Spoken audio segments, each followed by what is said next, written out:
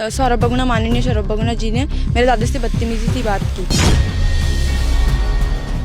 उनको औरत से बात करने की तमीज़ तक नहीं है, हमें क्या करें।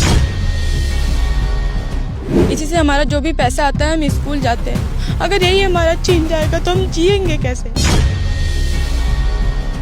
मेरे पापा को ऐसे गर्दन पकड़ के ऐसे ऊंचा कर दिया। मेरे दादाजी को धक्का मारा, वो चल नहीं पाते, उनके पैरालाइज है। भैया ने केरोसिन डाल दिया, उनको बोल रहे तो यहाँ पर कैमरे के सामने क्यों मर रहा है, तो घर के अंदर जाके मर।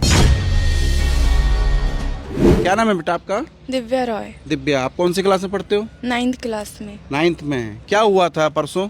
परसों ऐसा हुआ, जब हम स्कूल जाने के लिए तैयार हो रहे थे, मेरा एग्ज़ाम था, मेरा भाई का एग्ज़ाम था, तब सब लोग जिनका टाइम था 11 बजे आने का, वो लोग 8 बजे आ गए हमें उजाड़ने के लिए।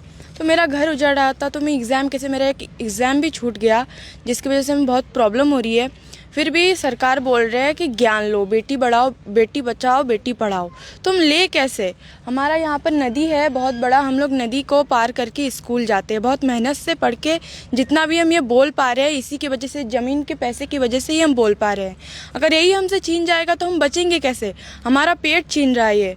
मेरे मम्मी पापा ने इतनी मेहनत करके ये ज़मीन जगह को सोना बनाया, तब सरकार की नज़र पड़ी। जब यहाँ पर जंगल था तब तो किसी की नज़र नहीं पड़ी। पूरे जंगल, पूरा यहाँ पर पूरा जंगल था। मेरे दादा दादी परदादियों ने ऐसे साफ कर यहाँ पर ज़मीन उगाई, तब सरकार को नज़र पड़ी इतनी अच्छी ज़मीन है, हम ले यहाँ पर घर दो तीन घर बसते, उनको कोई परवाह नहीं है। हमें उठाकर, हमने कितनी बार सरकार के पास गए भी हमें, पर उनको कोई परवाह ही नहीं है। हमने उनको पैर पकड़े, मेरे दादी से बदतमीजी बात की उन्होंने, सौरभ बगुना, माननीय सौरभ बगुना जी ने मेरे दादी से बदतमीजी सी बात की।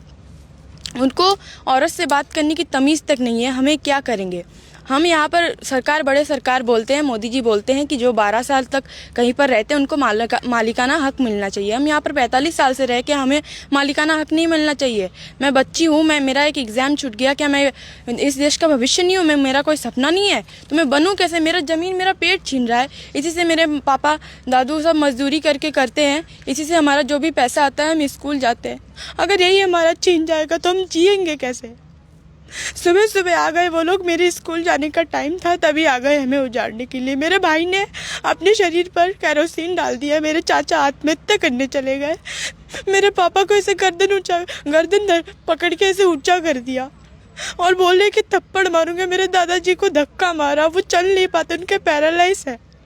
फिर भी उनको हमें उठा कर पटक रहे, जिसे कि वे सामने बोले। मेरे भैया ने केरोसिन डाल दिया, उनको बोल रहे तो यहाँ पर कैमरे के सामने क्यों मर रहा है, तो घर के अंदर जाके मर, ऐसा बोल रहे। दिव्या को कुछ सिखाया पढ़ाया नहीं गया है। अभी 9th क्लास में पढ़ रही है। इसके आंसुओं से आप अंदाज़ा लगा सकते हैं कि अंदर गहरे तक कितनी चोट सरकारी पहुंची है।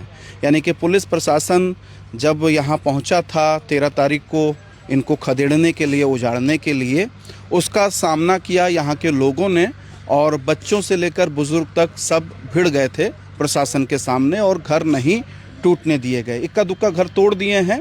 और ये वो बच्चे जो कल को भारत का भविष्य होंगे, लेकिन कैसे भारत का? ऐसे भारत का जो अभाव में ज़िंदगी जीते हुए आगे बढ़ता है जैसे तैसे, और समय समय पर इतने ज़बरदस्त इम्तिहान देने पड़ते हैं। और क्या कहना चाहोगी आप, ये बताओ। पढ़ाई तो आप कर नहीं रही हो, स्कूल तो बंद कर दिया मेरे ख्याल। मैं ये कहना चाहती हूँ हमें न्याय मिले। हम यहाँ पर 45 साल से रह रहे, ये ज़मीन हमें मिलनी चाहिए। हमें पूरी ज़मीन नहीं चाहिए, बस हमें थोड़ा सा हमारा पेट चलाने के लिए बस थोड़ी सी ज़मीन चाहिए। फिर भी सरकार को दिक्कत है, हमें ज़मीन नहीं मिलेगी। कितनी बार गए फिर भी बोल रहे हैं नहीं, कुछ नहीं हो सकता, इनको उजाड़ो, यहाँ पर बनाओ।